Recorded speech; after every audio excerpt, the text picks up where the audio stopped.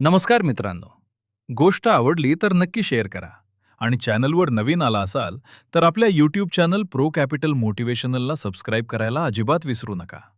मित्रांनो, आज आपण एका अशा प्रकरणाबद्दल बोलणार आहोत जे सध्या सोशल मीडियावर चर्चेचा विषय बनले आहे. हॉटेल भाग्यश्री या नावाभोवती सध्या वादाचे सावट निर्माण झाले आहे. आरोप आहे की या हॉटेलच्या मालकांकडून काही लोकांचे पैसे थकवण्यात आलेत आणि ही माहिती सार्वजनिक केली आहे ॲडव्होकेट वाजिद खान यांनी.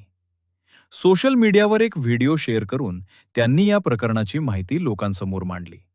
मित्रांनो, या कथेत मुख्य नाव समोर येतं ते म्हणजे सिकंदर शामराव आढाळ. मिळालेल्या माहितीनुसार सिकंदर आढाळ यांनी हॉटेलसाठी सिक्युरिटी बाउन्सर्स उपलब्ध करून दिले होते. कार्यक्रम असो, गर्दी असो किंवा खास प्रसंग, सुरक्षा व्यवस्था सुरळीत पार पडावी म्हणून त्यांनी बाउन्सर्स पाठवले होते. पण इथूनच सुरू होते वादाची खरी कथा. आरोप असा आहे की संबंधित बाउन्सर्सचा पगार देण्यात आलेला नाही. होय, मेहनत करून काम करणाऱ्या त्या बाउन्सर्सना त्यांच्या मेहनतीचे पैसे मिळाले नाहीत असा दावा करण्यात येत आहे. सिकंदर आढाळ यांचं म्हणणं आहे की वारंवार संपर्क साधण्याचा प्रयत्न करण्यात आला. फोन केले गेले, मेसेज पाठवले गेले, पण प्रतिसाद मिळाला नाही. फोन उचलला गेला नाही, अशी तक्रार देखील त्यांनी केली आहे. मित्रांनो, इथे एक महत्त्वाचा प्रश्न निर्माण होतो. जर खरंच सेवा दिली असेल, तर मोबदला का दिला गेला नाही? आणि जर गैरसमज असेल, तर तो स्पष्ट का केला गेला नाही? ॲडव्होकेट वाजिद खान यांनी सोशल मीडियावर सांगितले की हे प्रकरण केवळ पैशांचं नाही, तर हा प्रश्न आहे कामगारांच्या हक्कांचा.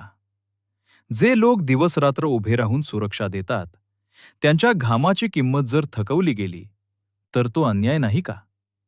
तथापि, या प्रकरणात अजूनही अधिकृत न्यायालयीन निर्णय आलेला नाही. सिकंदर आढाळ यांनी अधिकृत तक्रार नोंदवण्याची तयारी दर्शवली आहे. कायदेशीर कारवाईचा इशाराही देण्यात आलाय. म्हणजेच हे प्रकरण आता केवळ सोशल मीडियापुरते मर्यादित राहणार नाही, तर कायद्याच्या दारात पोहोचण्याची शक्यता आहे. मित्रांनो, व्यवसायात व्यवहार हे पारदर्शक असले पाहिजेत. कारण विश्वास हा कोणत्याही व्यवसायाचा पाया असतो. जर आरोप खरे ठरले, तर ते नक्कीच गंभीर प्रकरण आहे. आणि जर आरोप चुकीचे असतील, तर सत्य समोर येणंही तितकेच महत्त्वाचं आहे. आजच्या डिजिटल युगात कोणतीही गोष्ट लपून राहत नाही. एक व्हिडिओ, एक पोस्ट आणि संपूर्ण समाज त्या विषयावर चर्चा करू लागतो. पण आपण प्रेक्षक म्हणून एक गोष्ट लक्षात ठेवली पाहिजे. आरोप आणि सत्य यात फरक असतो. न्यायालयीन प्रक्रिया पूर्ण होईपर्यंत कोणालाही दोषी ठरवणं योग्य नाही. या प्रकरणात दोन्ही बाजूंची मते समोर येणं आवश्यक आहे. जर खरोखरच बाउन्सर्सना पैसे मिळाले नसतील, तर त्यांना न्याय मिळायला हवा. आणि जर गैरसमज असेल, तर तो स्पष्ट होऊन दोन्ही बाजूंमध्ये समन्वय व्हायला हवा. मित्रांनो, कामगारांचा हक्क हा अत्यंत संवेदनशील विषय आहे. आपण अनेकदा मोठ्या हॉटेल्स, कार्यक्रम आणि व्यवसाय पाहतो. पण त्यामागे काम करणाऱ्या लोकांची मेहनत आपल्याला दिसत नाही.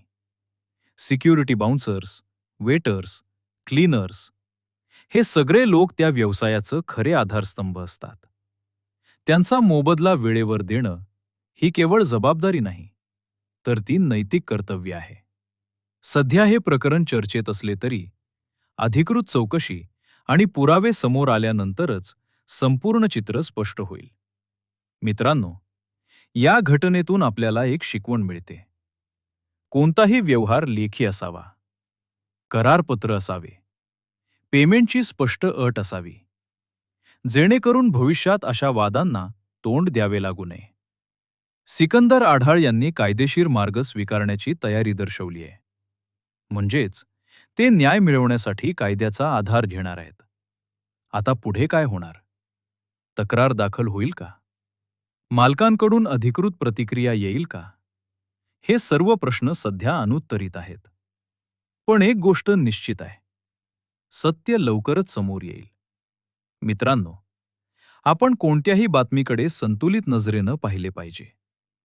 भावनेच्या भरात निर्णय घेऊ नये. कारण न्याय हा पुराव्यावर आधारित असतो, अफवांवर नाही. या प्रकरणाबाबत अधिकृत माहिती उपलब्ध होताच आम्ही तुम्हाला अपडेट देऊ. तोपर्यंत तुमचं मत काय आहे?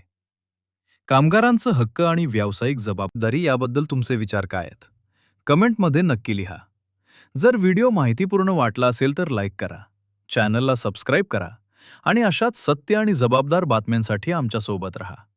मी भेटतो पुढील व्हिडिओमध्ये. तोपर्यंत नमस्कार. धन्यवाद.